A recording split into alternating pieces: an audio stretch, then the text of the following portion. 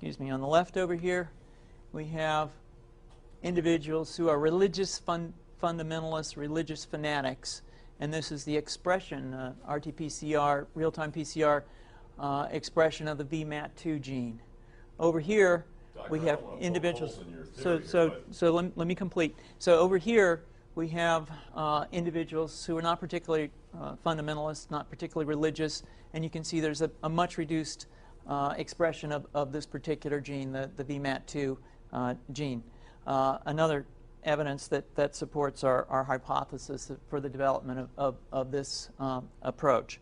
So what you're suggesting here is by spreading this virus, we're going to eliminate individuals from donning on a bomb vest and going into a market and blowing up the market. So our hypothesis is that these are fanatical people, that they have overexpression of the VMAT2 gene, and that by vaccinating them against this, we'll eliminate this behavior. So we have some very, very remarkable data in this next slide. Here we have two brain scans. These are fMRIs.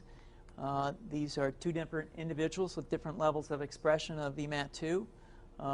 On top is an individual who's a religious fanatic, an individual, and we've repeated this numerous times, that has high levels of VMAT2. Now, this individual down here who had low levels of the VMAT2 gene, this individual would self-describe as not particularly religious. In each case, these individuals were read a religious text. This individual lit up the right middle frontal gyrus, shown here, and that's a part of the brain that's associated with theory of mind. It's a part of the brain that has to do with intents and beliefs and desires. In marked contrast, here's an individual who would not particularly self-describe as religious, and when they're read a religious text, what you see is that this part of the brain called the anterior insula lights up. This is a part of the brain that's associated with disgust or displeasure on hearing something.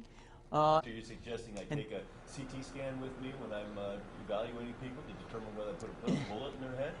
So the data that I'm presenting here supports the concept that we're proposing, and I think that we would not propose to do CT scans or fMRIs on individuals out in the hinterlands of Afghanistan. The virus would immunize against this VMAT2 gene, and that would have the effect that you see here, which is it's essentially to turn a fanatic into a normal person. And we think that will have major effects in the Middle East.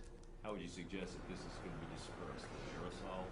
Well, so the present plan and the tests that we've done so far have used respiratory viruses, such as flu or rhinoviruses, and we believe that that's a satisfactory way to get the exposure of the largest part of the population. Most of us, of course, have been exposed to both of those viruses, and we're quite confident that this will be a very successful approach. This is fascinating. What's the name of this proposal? Yeah, so the name of this project is FunVax, which is the vaccine for religious fundamentalism. And you have a proposal already? The proposal has just been submitted, and I think that the data that I have shown you today would support the development of this project, and we think it has great promise.